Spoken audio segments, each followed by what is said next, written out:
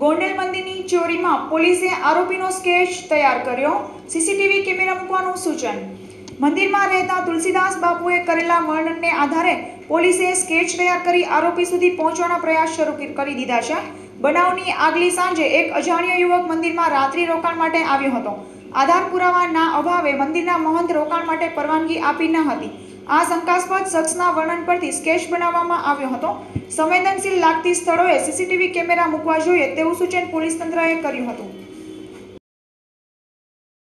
ગોંડલ સિટીમાં રામજી મંદિરની અંદર થયેલ ઘરફોડીમાં સોનાના તથા ચાંદીના છત્તરની જે ચોરી થયેલ છે એ બાબતે પોલીસ ડિપાર્ટમેન્ટ તરફથી અલગ અલગ ટીમો તૈયાર કરી લોકલ જિલ્લા લેવલના જે MCR અગાઉ જે ચોરીના ગુના પકડાયેલ છે એવા ઇસમોના ચેક કરવાની કાર્યવાહી અને જિલ્લા બહારના જેટલા MCR છે એની તપાસ કરવા માટે અલગ ટીમ કરી છે અને રાજ્ય બહારના અમુક ગુનેગારો છે એને ચેક કરવા માટે અલગ અલગ ટીમ કરી અને આ ગુનો શોધી કાઢવા માટે પોલીસ તંત્ર તરફથી પૂરતા પ્રયત્ન થઈ રહેલ છે।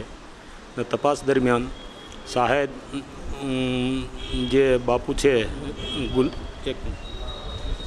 શાહેદ તુલસીદાસ બાપુ છે જેની બનાવના આગલા દિવસે એક ઈસમ મંદિરે આવેલ જે એને ઉપરથી પોલીસ ડિપાર્ટમેન્ટ તરફથી આ રેખાચિત્ર તૈયાર કરેલ છે। આવો ઈસમ અગાઉ મંદિરની આજુબાજુ આંટા મારવા માટે અને મંદિરમાં રહેવા માટે આવેલની હકીકત જણાવતા હોય જેને આધારે રેખાચિત્ર બનાવી